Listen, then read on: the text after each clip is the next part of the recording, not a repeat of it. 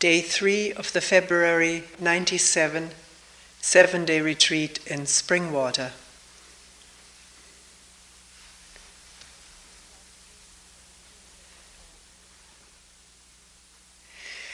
I forgot to mention at the beginning of our talks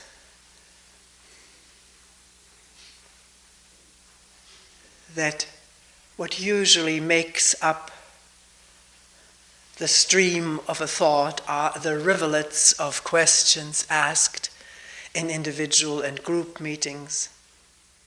Not always, but supply for looking at things. And please, if there's anything you're bringing up in a talk, in a meeting, that you do not wish to appear in a talk, let me know that. And I will not mention it. Not that I mention names or try to make it obvious who was the questioner. Also, you may not find that the question which is brought up here in a talk completely resembles the one that you were asking, if you can, in fact, remember what you were asking. Questions are often made up out of several, because it happens that in retreats several people ask the same question. Not quite the same, but almost the same. The essence is the same. And then what comes out here may be a fresh formulation. Not quite the formulation that you had. So please don't feel that you were not listened to or misquoted.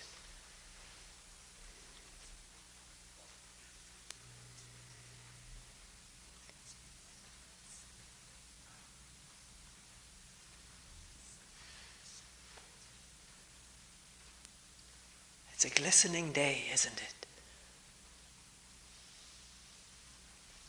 And the snow is dripping off the roof.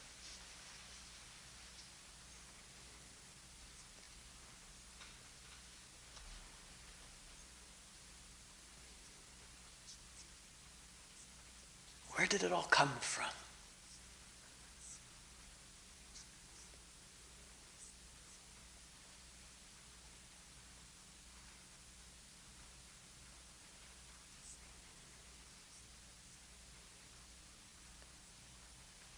It's the mind that asks such questions. It is thought. The mind being the conglomerate of thought and memory and emoting, projecting. With me, I, in the center of it all. As a thought out, one can even say dreamt up entity.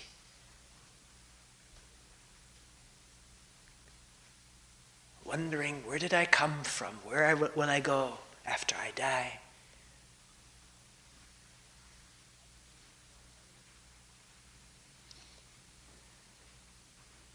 And maybe more random thoughts.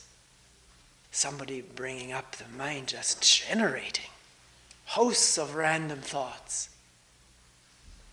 This time the person remarked, not tied emotionally, not inciting emotions, they are quiet. And wondering, where do they come from, these random thoughts? And is it possible that attention catch the arising of these random thoughts as they arise? And maybe when there's awareness, the subsiding of this brain activity. Because it's in the very nature of being caught up in thought that one is not attentive, there is no attention. And then waking up from this caught upness, and here's the thoughts in memory. At the moment of waking up, these thoughts are memory. And then wondering again, why can't I notice it as it arises?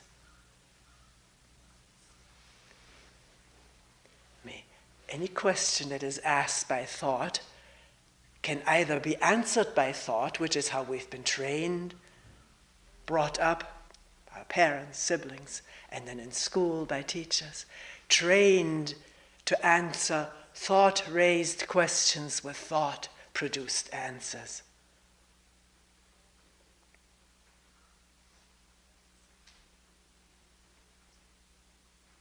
Which is accompanied also by emotions and feelings of being a good answerer, being good at it, knowing things, which satisfies the self-image, the feeling of importance. We've been raised this way, we've been praised for having answers and having them quick. School, whoever had the hand up first usually was asked by the teacher for the answer.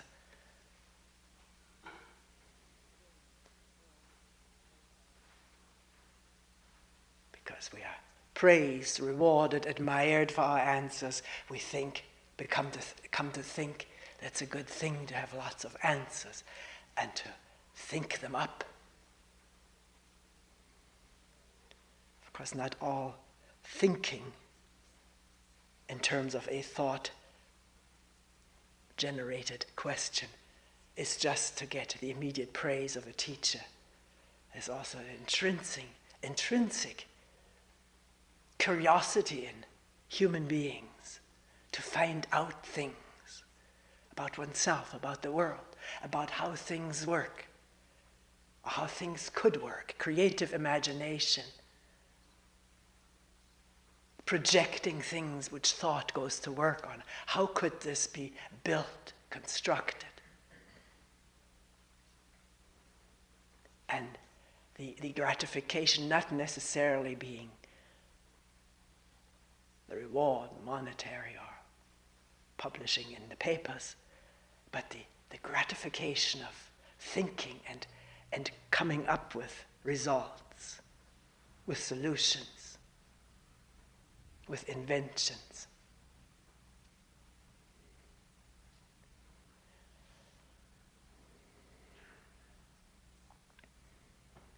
So, very, very, very conditioned for the brain to start working almost instantly as a question is answered, as a question is asked. Because a spiritual question, who is it that's listening to the dripping rain or snow melting? Who is sitting here? This question is asked in almost all spiritual traditions. Does it incite to think about it? Of course, at first it does. Most of us don't know any better or any different. The brain is automatically triggered into motion. To reflect, to contemplate, to study, to read books about it, find answers of great people. To try to get this thing clear, at least intellectually. One may not know of any other clarity.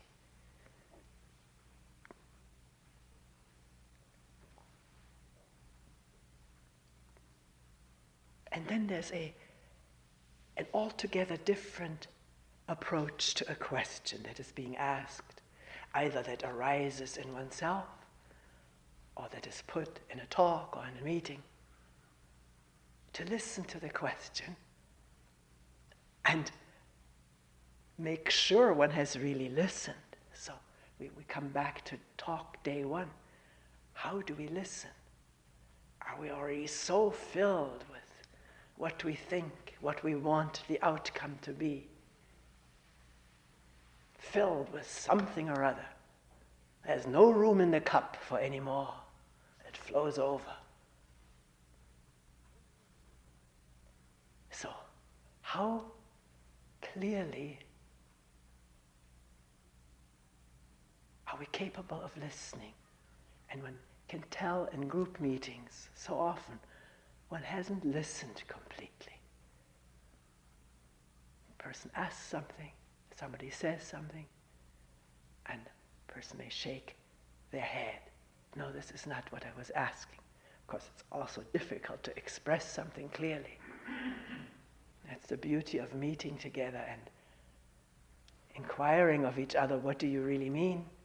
That we learn to express ourselves more clearly, which happens if we take the time to look what it is that we're saying, that we're trying to say.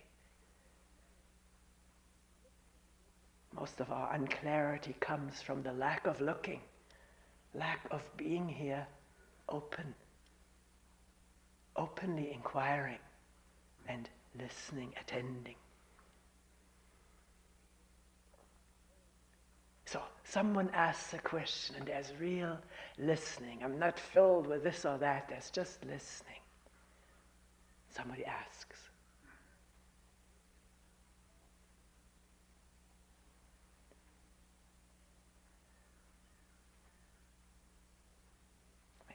We should have a question right now so it doesn't remain abstract. There's several questions that have come up in meetings. Again, the same question asked by several different people, several different meetings. How does one integrate, or how do I integrate? That's often how it's formulated. A momentary insight out of stillness or into stillness. Lack of conflict, some freedom, openness. How do I integrate that into my everyday life?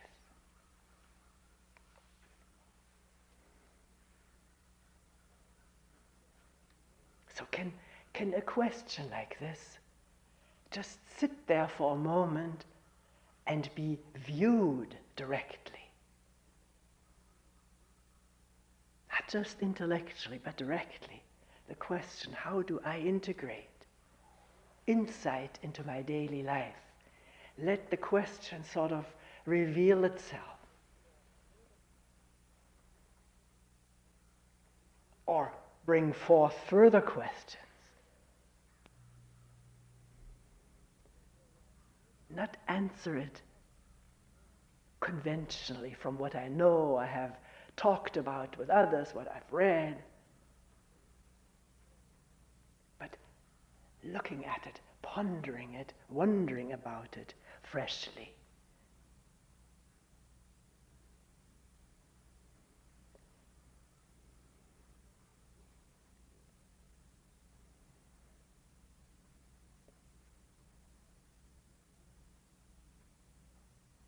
And what may come up in this fresh looking and wondering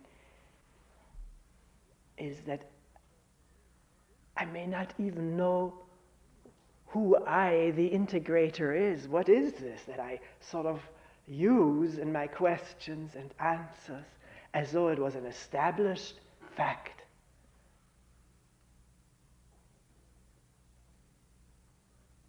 There is a me who integrates what has happened to it, what has happened to me. Or at least wondering, can I do that? But stopping short of wondering, what is the me that wants to do that? And what is daily life as it spurts out in our questions? What will I bring home? Toward the end of retreat, the questions run, can I take something home into my daily life? Because only then will this be meaningful. A very understandable question, isn't it? We've all asked it many times. And yet, even though our questions are understandable on a certain level, do they have the depth of understanding?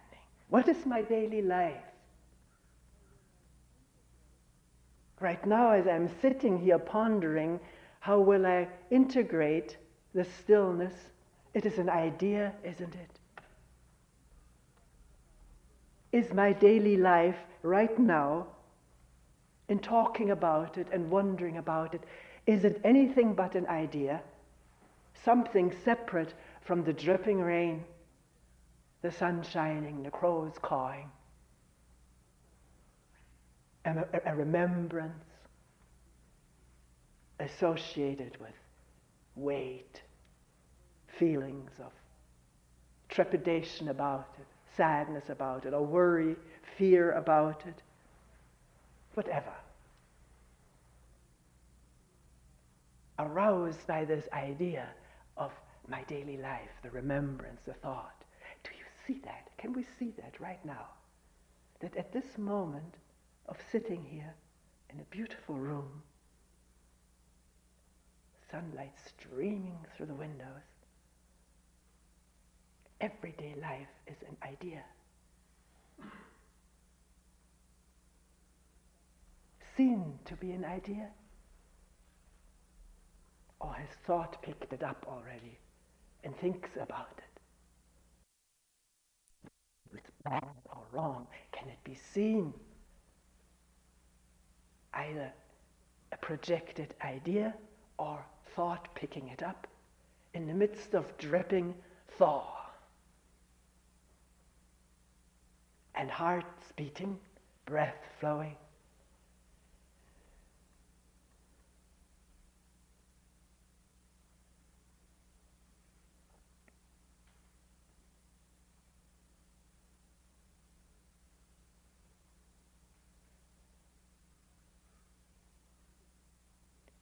Likewise, at this moment of thinking, how can I integrate this marvelous stillness in my projected, busy, hectic, problem-ridden daily life? That integrating in me, the integrator, is also imagination. Do we see that?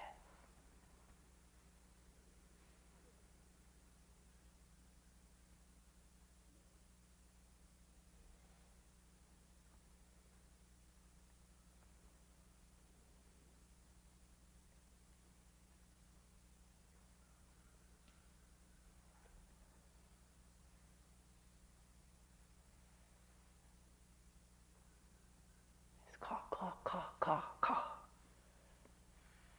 No integrator, it's happening.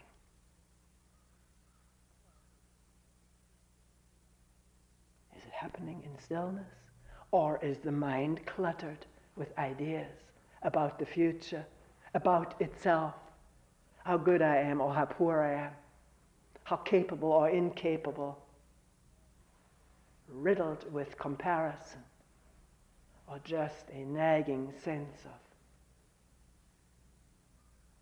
insufficiency? I'm no good at this. Beginning of retreat, people will report this, not all, some. Wonder why I come here. I'm really maybe not made for this.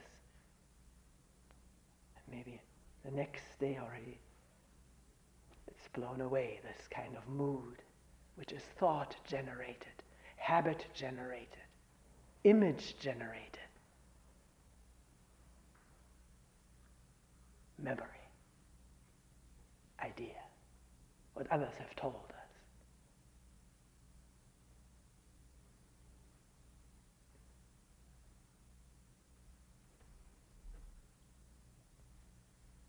So,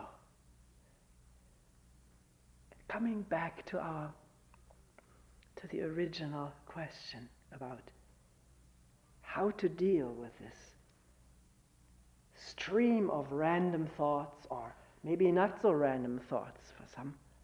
It is not random, it is emotion-laden thought. And where does the question come from? How will I deal with it? Even, can I catch it before it all arises? Is that a desire to be free of all thought?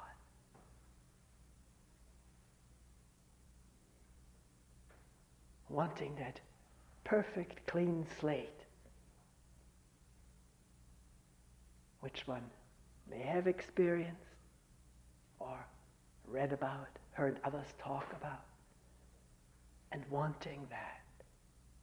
Not just wanting that, but the sort of a underlying feeling that what is going on right now is wrong.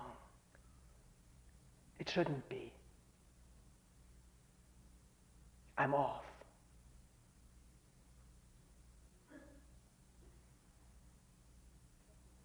Thought, again at work, judging, separating out a me to whom this shouldn't really happen. It does happen, but too bad. Maybe if I work at this long enough, and please do give me some technique to work with it. then maybe I will get better in the future, which is imagined.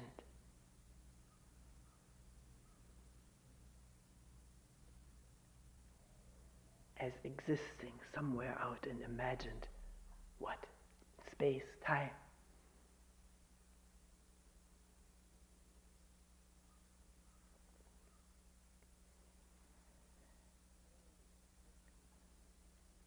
So on the one hand, one is worrying and wondering how to integrate stillness into my future everyday life on Saturday or Sunday, starting then. At the same time, wondering what to do with all of these thoughts, imagery that the mind generates with an amazing proliferation. Recombining, modifying stuff that's all stored in this totality of human consciousness, manifesting in quiet sitting. And one of the thoughts of this whole human consciousness is, how can I get rid of myself?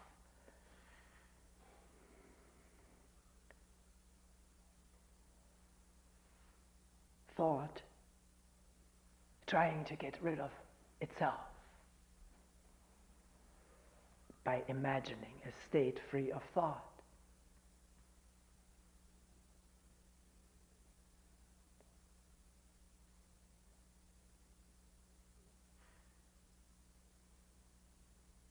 Do we see a bit, get a glimpse of the operation of thinking and the weight it has? How it can paralyze a human being. Fearful thought about dying, death and dying. Capable, that thought, that image, capable of paralyzing the body so it doesn't want to get out of bed.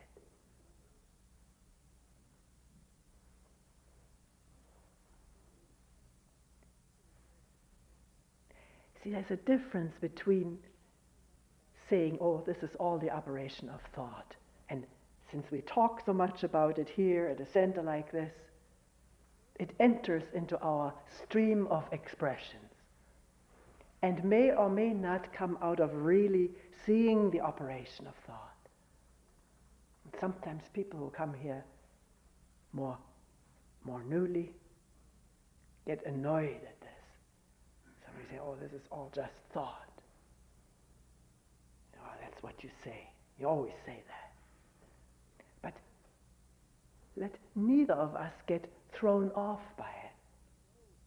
Keep asking, what do you mean it's all thought? And probe whether we can come from deeper than just conditioned expression. We can help each other tremendously by sort of nailing it down, as it were. It's all right to say it's all thought if it's seen to be so. And we can change the words.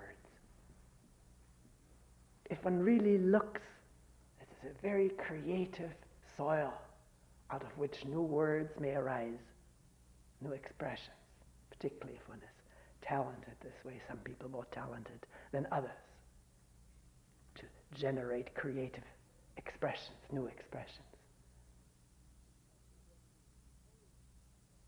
But as the one who has been told it's all thought, why get annoyed at it? Watch the annoyance. What does that do to? That I feel somebody wants to make me feel I don't know something that they do. Or let's examine it.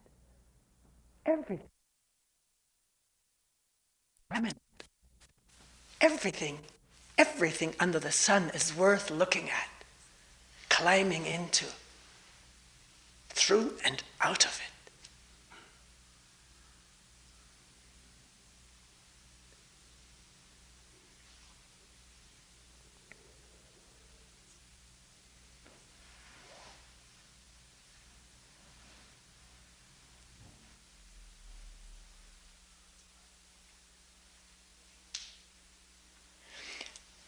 once more back to why it is that there are so many thoughts in the mind, at times, not at all times, at sometimes more than at others.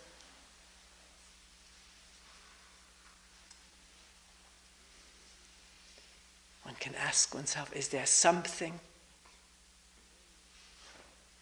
uncomfortable, something unpleasant or vaguely disconcerting, not right at the surface, but is there floating around someplace in consciousness that I don't want to look at, I don't want to listen to or touch, be in its presence, that may or may not be a causal factor in the mind generating thoughts.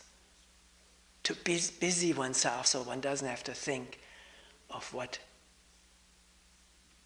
threatens to be painful. Vaguely. So many vague things in the mind, which once one notices them, one notices this avoided vagueness. Once this is noticed, it doesn't have to be avoided.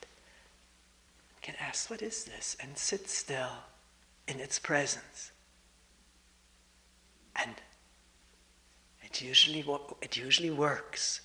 The vagueness will reveal some of itself, some of what is feared to be felt, to be touched, to be heard, to be remembered. And to face that in a new way. See, this is the beauty of a retreat. Energy gathers in a retreat, whether we do something for it or not. It happens already by not talking, being quiet with each other,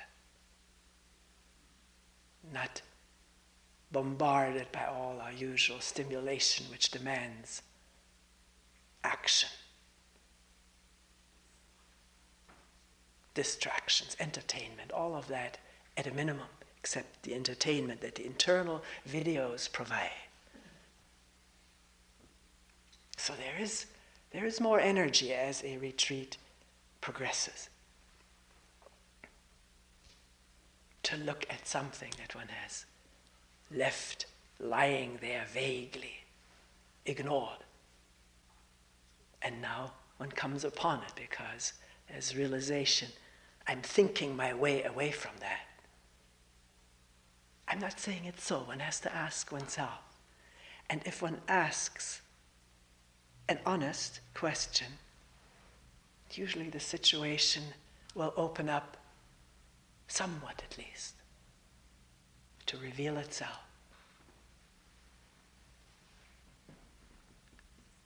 Where to enter.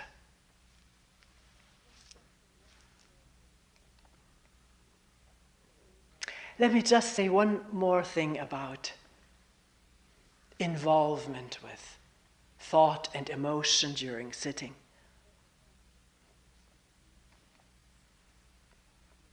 Several people in this retreat have mentioned the arising of grief,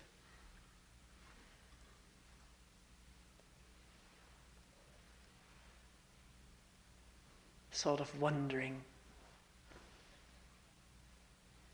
in togetherness, wondering to oneself and the other one being present, how to go about that. Is there a way to go about this grieving?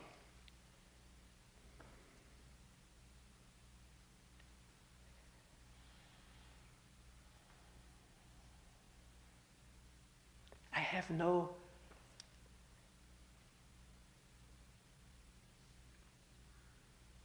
advice for how to go about grieving.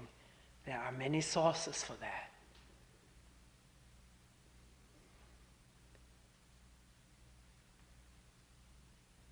But I know for myself how to go about something that's there. Beckons to be looked at, not just superficially, thinking about it, remembering about it, but sort of to capture that whole process.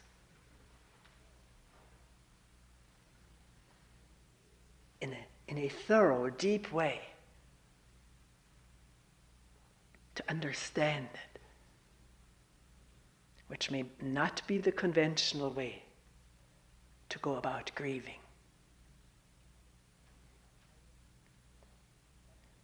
There are many ideas about how one should grieve, that one should grieve, that one should grieve sufficiently, or that one hasn't grieved enough. Some people have told me that time lengths have been prescribed for the grieving process. And we're so vulnerable, particularly at a time of grieving, to being told what is right and what is wrong,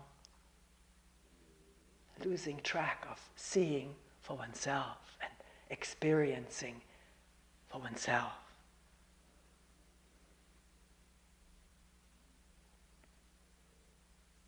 Now, can we see right now, in sitting here in this warm, sunlit hall,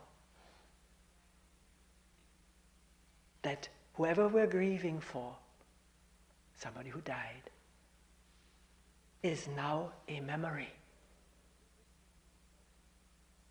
And not just one memory, but many different memories. Memory of our younger days together, maybe our youth together. Later on, memories of the person being happy or unhappy, healthy or sick, aging.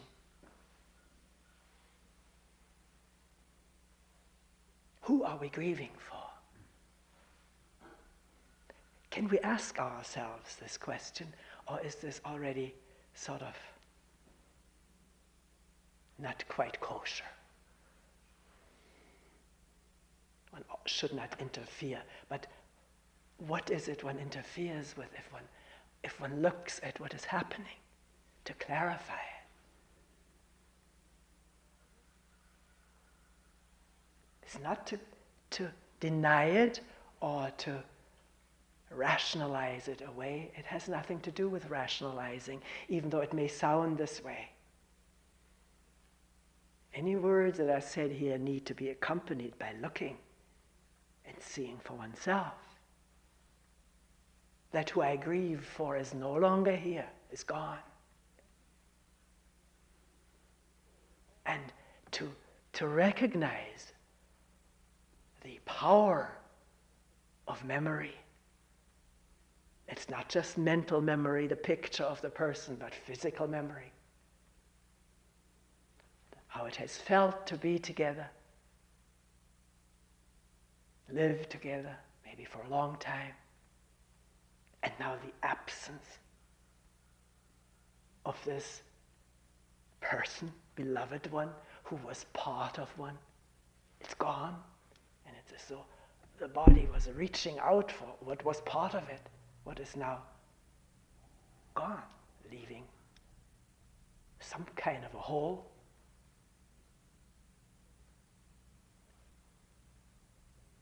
And the pain, or whatever it is, that goes with that absence. And the thoughts about it. The story that is instantly unfolding, maybe has already unfolded before the person died.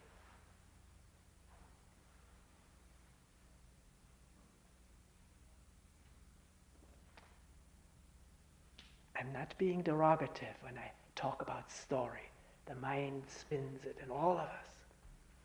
Story about ourself and our life, our fate, our misfortune or fortune.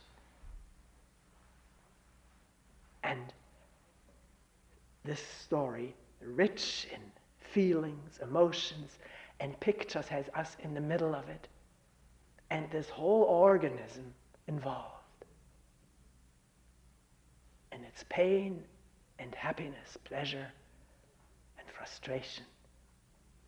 Can one begin to discern? It's such a precious insight to discern when the emotions, the sadness or the anger or the fear is aroused by the story. And when it comes out of the actual moment, momentary experience. The momentary experience may have long passed, long finished, but the story lives on, with me in there as the victim, or the conqueror, the heroine or hero. And one lives just as richly, involvedly, emotionally, and maybe more so in the story than in the actual moment.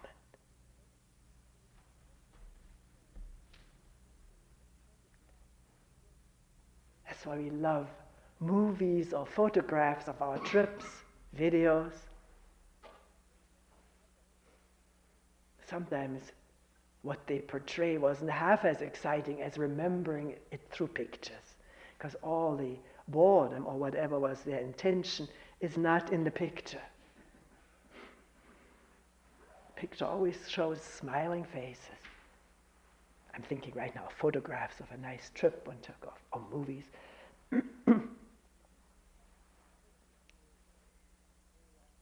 But if something perseveres, and very often human beings, like you and me, unless we begin to look at this, carry stories around from who knows how long, 20 years, 30 years, the last 5 years, never putting it down. Anger at someone, fear of somebody or something, projected into the future, or the grief of somebody who died, sadness. And will we be interested to look? Nobody says you have to.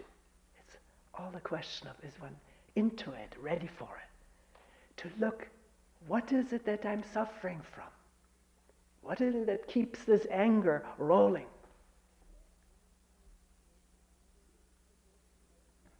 Is this momentary situation anger provoking or sad or fear arousing? And thought will immediately try to go to work on it, maybe produce something that's fearful from another story.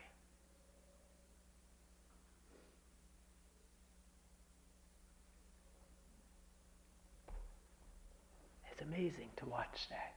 And also to find that if one, at the moment of something happening, sees that story making arising, the spinning is beginning, and sort of like say, whoa, not go with it, remain with this moment.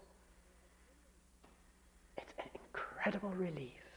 Even though the tendency, the momentum is to go with the story because we've done it all our lives, because we live in stories most of the time. And yet there is something that's stronger than the momentum of habit.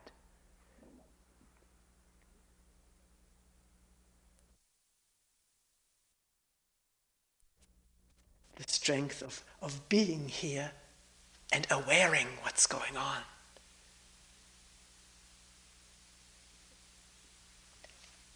And realizing the pitfalls, the traps.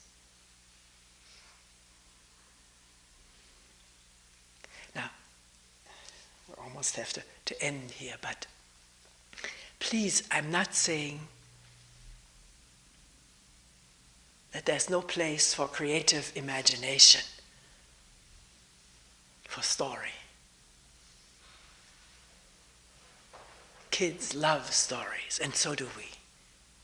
But in loving the story, enjoying the movie, the transport, whatever is one's predilection, for many people these days it's the transport into unbelievable technologically produced violence and ever-refined sex on the screen. So, we love to be transported away from the humdrum nitty-gritty of our daily life. But can we be wise about it too, about what's happening, where we are? in the middle of a movie, feel the seat under our butt. Be here and realize that it is all story. And the movie may be easier than with the self-generated narrations. We have learned to take them so seriously, as though they're telling us the truth about ourselves and our life and the world. But they're not, they're just stories. Can we begin to see that? See it out of a stillness that's open.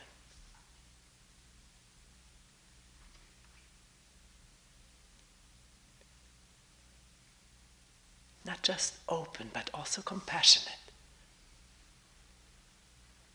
Compassionate meaning not the moment one notices caught upness in something, harsh on oneself or harsh on the others. Just watching the way things are. That's sort of the seed of compassion and wisdom.